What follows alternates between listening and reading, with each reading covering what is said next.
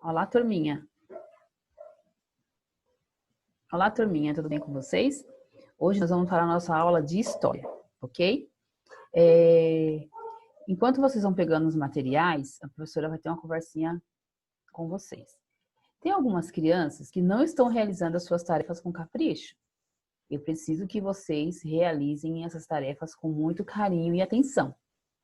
Tudo bem, turminha? Enquanto vocês estão pegando os materiais, a professora vai compartilhar a tela, ok?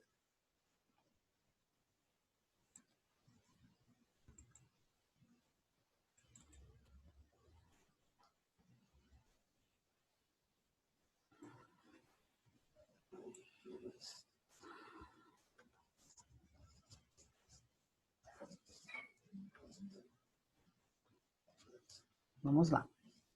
Volume 2. Nós estamos na cidade e os seus espaços. Então, hoje vocês irão realizar da página 9 até a página 13. Vamos lá. Hoje o nosso assunto vai ser o funcionamento do espaço urbano. O espaço urbano está relacionado à nossa cidade, ok? Vamos lá. Acompanhem com o dedinho de vocês. Grande parte dos espaços públicos é administrada pela prefeitura do município. É dever do prefeito e da equipe dele garantir o bom funcionamento da cidade para que os cidadãos vivam bem. Para isso, a prefeitura é responsável por certos serviços públicos. Vamos conhecer algum deles. Olha lá. Construir e fazer a manutenção das escolas e creches municipais. Então, isso é a função do prefeito. Próximo. Realizar a coleta de lixo e cuidar da limpeza de ruas e calçadas. Na aula passada, nós falamos sobre a coleta seletiva. Está relacionado a isso também, que a coleta seletiva, lembra que nós conversamos, é um dia diferente do dia que passa para pegar o nosso lixo normalmente. Então, a coleta seletiva na minha rua é na segunda-feira. Cuidar da iluminação pública, cuidar da pavimentação de ruas, calçadas e ciclovias. Abaixo, nós vamos continuar. Cuidar de áreas verdes, praças, parques e jardins. Cuidar do transporte público e da sinalização de trânsito. Realizar obras de saneamento básico. O que é saneamento básico? Como disponibilizar água encanada e rede de esgoto. Lembra que nós conversamos que tem algumas pessoas que ainda não têm água encanada? Então, isso é função do prefeito. Ok? Olha lá, continuando. Construir hospitais municipais e postos de saúde e fazer a manutenção desses espaços. Aqui abaixo está dando uma explicação sobre o que ele falou lá em cima, referente a serviços públicos. O que é serviços públicos? São serviços prestados pela administração pública, que ali está falando da prefeitura, que é o prefeito, e que são essenciais para atender a população de uma cidade. Os espaços e os serviços públicos são mantidos pelos impostos. Lembra que a professora conversou com vocês na sala referente a isso? Tudo que nós compramos é cobrado imposto. Então, se a gente vai no mercado e compra um pacote de arroz, o valor que você paga no pacote de arroz já vem descontado o valor do imposto. Você comprou um lápis no bazar, tem imposto. Seu pai abasteceu o carro no posto de gasolina, tem imposto. Você pagou um pedágio para você quando você foi viajar, tem imposto. Então, tudo que nós fazemos na nossa cidade, que tem a notinha fiscal, tem imposto. Valor em dinheiro que os cidadãos pagam para manter o funcionamento dos serviços públicos. Então, esse dinheiro, o governo arrecada esse valor, olha lá, pagam pelos cidadãos. A prefeitura deve aplicar esses recursos da melhor forma para atender às necessidades básicas da população. Agora vai contar um pouquinho com algumas curiosidades. A primeira vai ser sobre a iluminação pública no passado. Então, como que era antigamente? Como que nós tínhamos energia? Olha lá. A iluminação pública é muito importante para que as pessoas se desloquem pelo espaço público com mais facilidade e segurança. Atualmente, essa iluminação é elétrica, mas nem sempre foi assim. Há 250 anos atrás, não existia iluminação pública. Posteriormente, quando esse tipo de serviço surgiu, as ruas eram iluminadas por lamparinas. à base de óleo e mais tarde por lampiões a gás. A professora vai falar um pouquinho mais sobre isso daqui a pouco. A primeira cidade brasileira a ter luz elétrica nas ruas foi Campos dos Goycatazes, no Rio de Janeiro, em 1883. A professora vai mostrar para vocês, vai contar um pouquinho sobre o que é a lamparina e o que é o lampião a gás. Ok? Olha lá. Lamparina é uma coisa que pra gente é difícil. Tem algumas pessoas que não sabem, não é? Então vamos lá, aprender um pouquinho mais. Também chamada de lâmpada a óleo. Existe desde a pré-história. A lamparina era simplesmente um recipiente pequeno de barro ou metal com uma alça em uma ponta e uma mecha de tecido em outra. Igual àquela lâmpada da qual sai um gênio, segundo as lendas árabes. Seu combustível podia ser petróleo, óleo, azeite e etc. Então, aqui a professora colocou um exemplo de lamparina. Então, uma coisa diferente para a gente, né? Agora vai falar sobre o lampião. Lampião, lanterna ou candeeiro.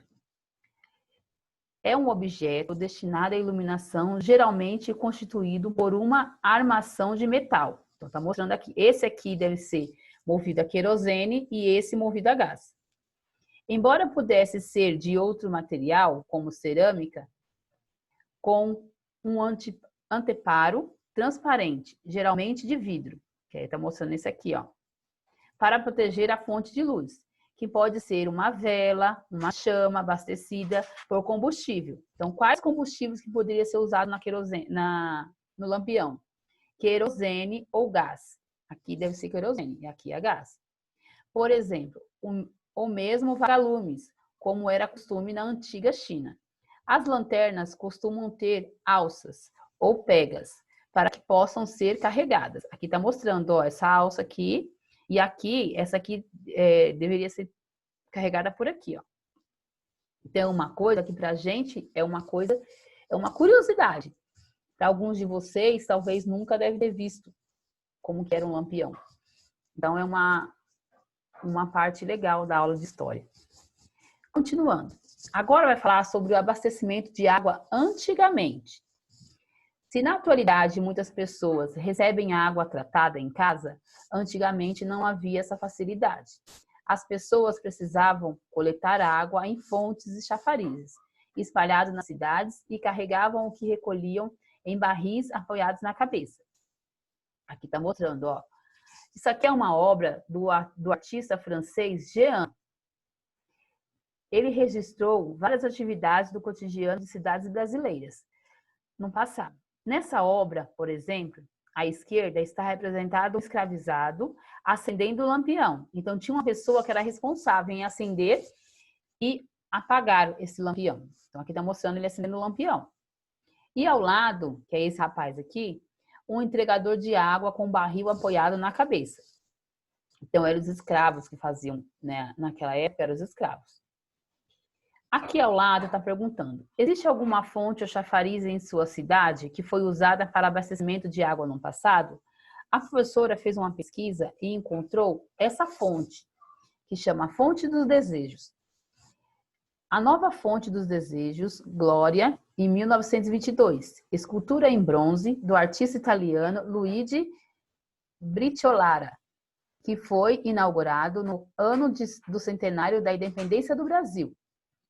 Tem destaque um conjunto de 3 impetuosos cavalos alados que arrastam a glória do Brasil através dos oceanos. Em 1957, o prefeito Ademar de Barros recebeu a escritora italiana Mercedes Lavalle, que lhe entregou um frasco contendo água da fonte de Trevi de Roma.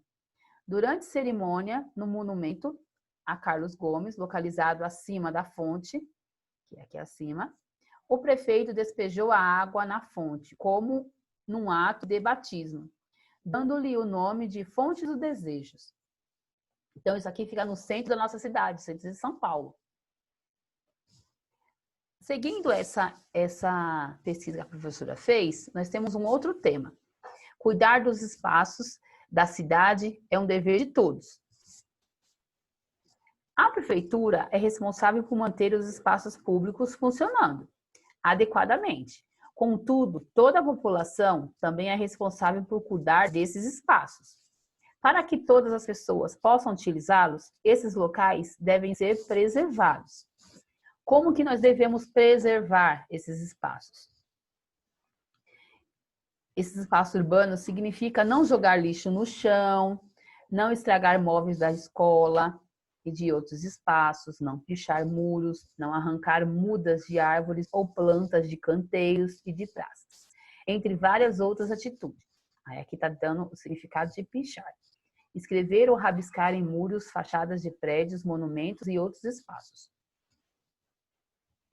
Ao lado, na página 11, nós temos algumas situações que as pessoas estão fazendo na cidade. Aprender é divertido. Leia esta imagem e identifique os 4 erros que não devem ser cometidos em espaços urbanos.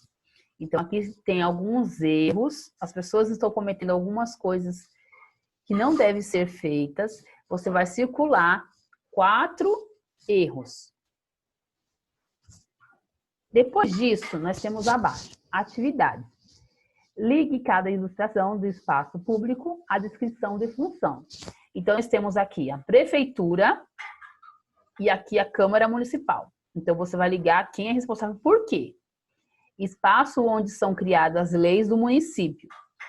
Espaço onde a autoridade municipal toma decisões para manter os serviços públicos funcionando. Então, você vai ligar. Após você ter feito essa atividade, nós temos a próxima página. Página 12. O que você vai ter que fazer aqui? No caso das palavras, encontre nomes de espaços públicos que uma cidade deve ter para atender ao bem-estar dos habitantes. Então, você vai procurar as palavrinhas aí. Preste atenção que você vai, eu tenho certeza que vocês vão conseguir. Olha lá. 3. Com a ajuda de um adulto, pesquise e registre as seguintes informações a respeito do seu município. O nome do seu prefeito, o nome do prefeito do município de São Paulo, o nome de uma das principais praças de sua cidade e o nome de uma das principais ruas de sua cidade. Então, você vai precisar da ajuda de um adulto para você fazer essa atividade. Próxima atividade. Na página 12, abaixo, nós temos um outro textinho. Os bairros e seus espaços. Em geral, os moradores frequentam os espaços urbanos localizados próximo à própria casa, no próprio bairro ou nos arredores. Há bairros que têm diversos espaços e, por isso, seus moradores não precisam ir muito longe para estudar, praticar exercícios, fazer compras, entre outras atividades. Por outro lado, ainda existem bairros que não têm postos de saúde ou hospitais, escolas, ruas asfaltadas, entre outros espaços públicos adequados, que atendam às principais necessidades dos moradores.